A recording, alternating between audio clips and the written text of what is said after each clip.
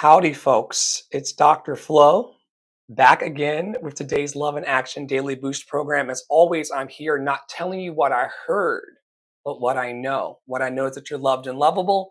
You've always been loved and lovable, and you're going to be loved and lovable for the rest of your life. And every day in Love and Action Network, we take a chakra from the 7 Pillar Challenge from Poppy Water 33, based on ancient technology of Sanskrit chakra system. And we center ourselves in what's good about us and how to overcome every challenge. Today, we're going to center on the solar plexus chakra, the center of power, purpose, and personal sovereignty. Of course, as you've heard every Tuesday, the solar plexus chakra is the third chakra in the traditional system. It's located in the upper abdomen, just above the navel and below the sternum. It's the energetic seat of our personal power, will, confidence, and identity. And some key associations of the solar plexus chakra, which I cannot say right today, solar plexus chakra, is fire as the element. The color is yellow. The mantra is Ram. And if you are a public facing visionary or a stage performer or transformational guide like myself, or just on a human experience, the solar plexus chakra is what allows you to own your voice, to command presence, and move from fear into leadership. And we're all leaders of something or somebody. The solar plexus chakra is where performance becomes purpose and where one's inner flame is stoked to light up the world. And when you have a balanced solar plexus chakra, you are empowered to set clear boundaries, to take decisive, courageous action, to honor your unique identity without apology, to lead with integrity and grounded authority. When your chakra is deficient, and once again, in our network, we do not teach that there's anything broke or broken about you. Sometimes things just simply get out of balance. And when that chakra is out of balance, you may feel indecisive. You may feel passive, and you may be, as I was in my life recently, full of self doubt. When your chakra is overactive, it can manifest as arrogance, domination, and an inflated ego. And ways that we can help to balance the chakra and come back to ourselves and come back to center with that particular chakra is by practicing the breath of fire, speaking affirmations of personal power and worth. Earlier today, over my lunch on TikTok, where Angie and Tara are sitting right now, I was doing some affirmations over my fish salad. It was wonderful. You can engage in leadership challenges or performance expression. You can spend time in the sunlight and the heat. And you can also take some time today to reflect on purpose, goals, and values with clarity. What are your values? What lights you up? What makes you put your feet on the floor every day and keep moving forward? Very important work to go deeper and to understand our values. This is being taped today for the Time Machine on August the 12th, 2025. And because it's a solar plexus chakra, I asked our robots to pull together some days, some national days that we celebrate and how they connect with the chakra.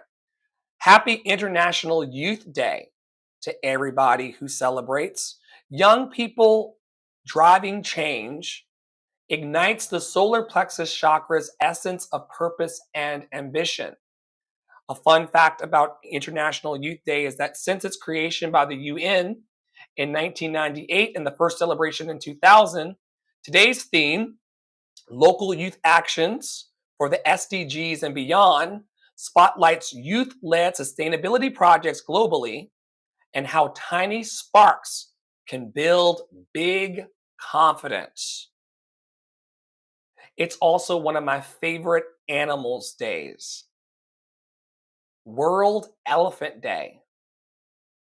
An elephant's size and strength mirrors the solar plexus core power, yet with quiet, grounded dignity.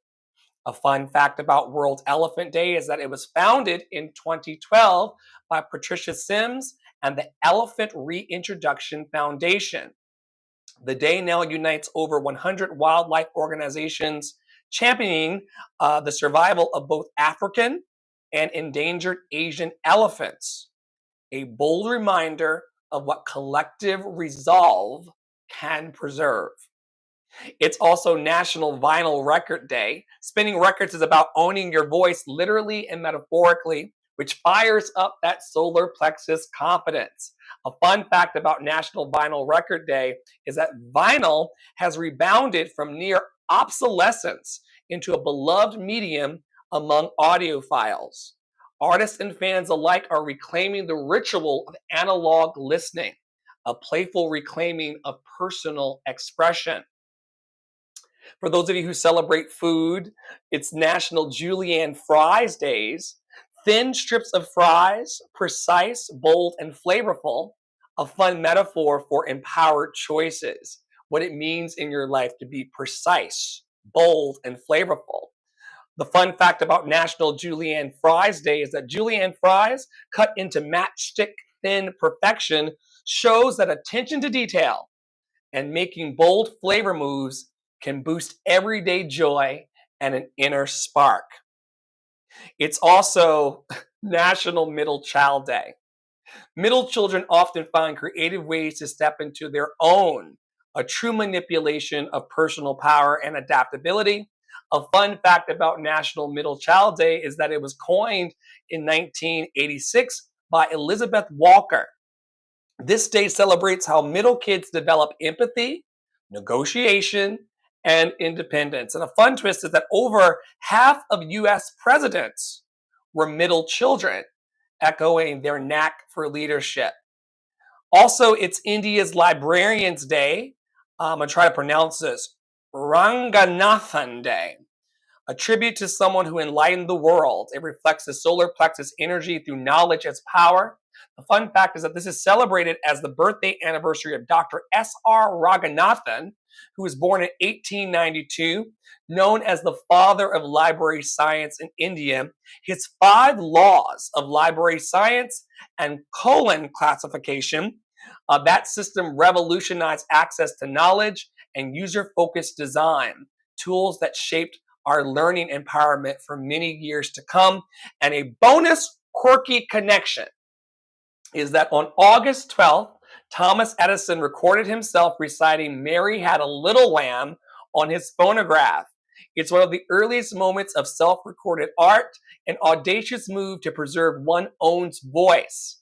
That's solar plexus ingenuity in action. I didn't know that on August 12th, many years ago, Thomas Edison recorded himself reciting Mary Had a Little Lamb.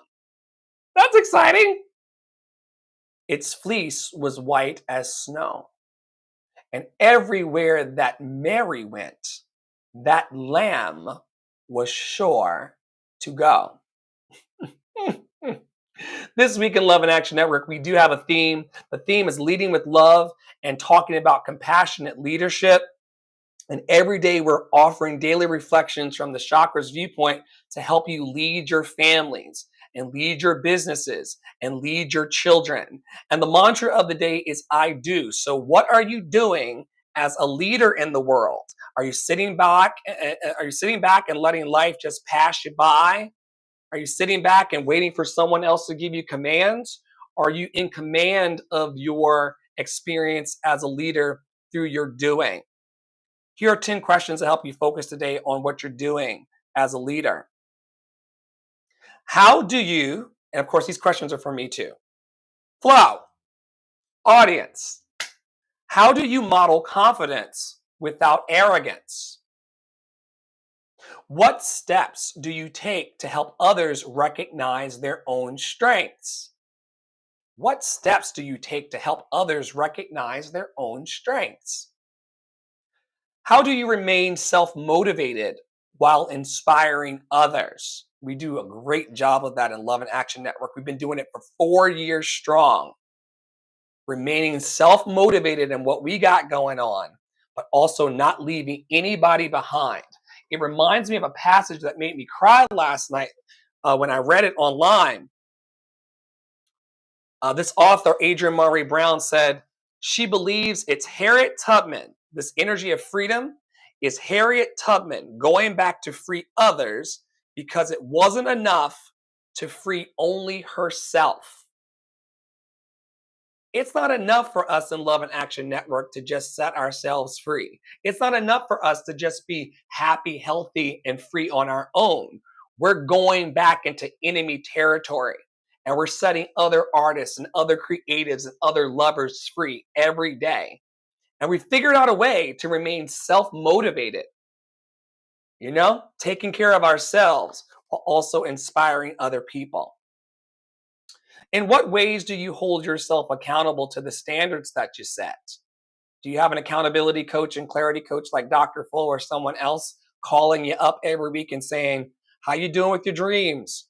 Is there any way that I can support you? Is there any way that I can encourage, equip, and empower what you're going through in your life, in your zip code? How do you ensure that your decisions align with your leadership mission and values? How do you ensure that your decisions are aligning with your leadership mission and values?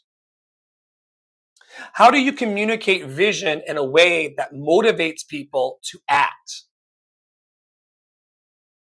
How do you communicate your vision in a way that motivates people to act? The way I do it personally, and you could try it on to see if it works for you, is by being passionately enthusiastic. If someone walked up to you and said, hey, I got this amazing idea, but I don't think it's really that great, but let's just try it, I guess. Would you be interested in that? Or if someone walked up to you and said, I got this amazing idea and I'm ready to go, and we got 25 years ahead. We're going to heal 10 generations forward and 10 generations back. Let's go. Who would you want to be part of?